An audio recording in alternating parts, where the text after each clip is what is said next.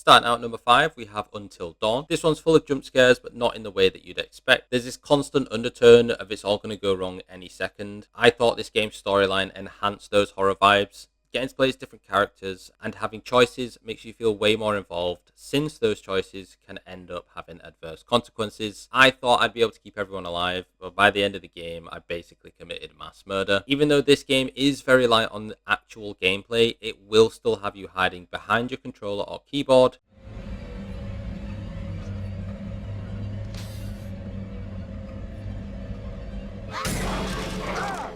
And this may sound a little silly, but it plays out like a horror movie would. I think this helps guide the game in a more natural, scary direction. As there's lots of different characters, the devs had lots of opportunity to scare the player in different ways, and I would definitely say they took this opportunity with both hands. Now, I don't watch horror movies by myself because I'm not psycho, so you probably shouldn't play this one by yourself either.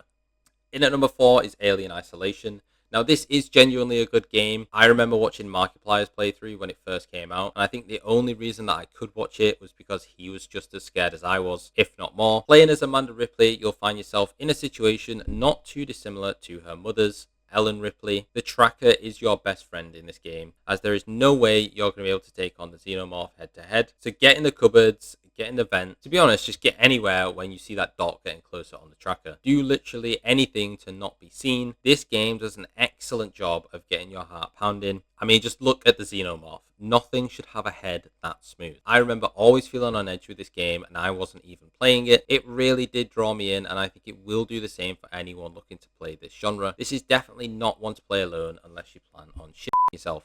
Taking number 3 is PT. For me, this game upped the ante for a lot of other horrors. Feeling like you don't want to take another step, PT set the bar pretty high. I do think it's a shame we never got to see the full release of this teaser. You're wandering around an infinite loop of a house, being chased by ghosts and all manner of supernatural creeps. I promise that you'll be avoiding making eye contact with whatever messed up thing is creeping on you from above, looking at you in a mirror, or standing at the end of the hallway. Unfortunately though, you can't play the original game anymore, but there is a remake of it called Unreal PT, which you can download on the PC. Plenty of jump scares to go along with the already creepy undertone of this one. Play this one with a friend, otherwise you'll be all F4ing in no time. At 2, we have Resident Evil 7 Biohazard. Now, I haven't actually played this game myself, but I've watched playthroughs of it numerous times, and to give you guys an indication the tone of the game has, just look at this scene from the prologue.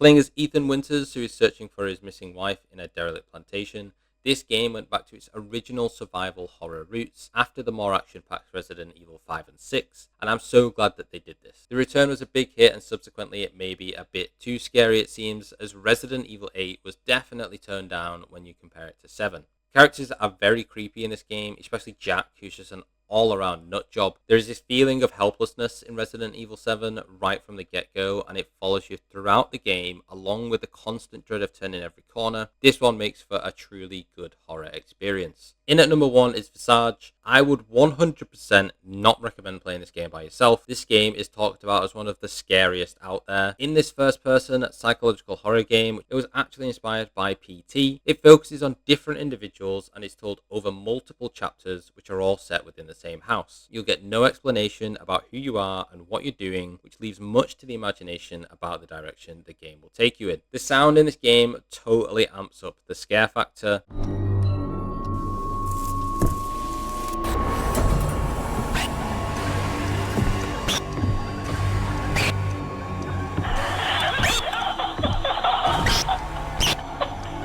The creepy low hums, the sound of your own footsteps, and horrifically good voice acting adds to the I don't want to play this game alone vibe. Combine the eerie sound with the even creepier visuals, and you'll be reaching to turn on your lights in no time. Honestly, don't play this game alone. It's number 1 on the list for a reason. I hope you enjoyed the video. Thank you for watching.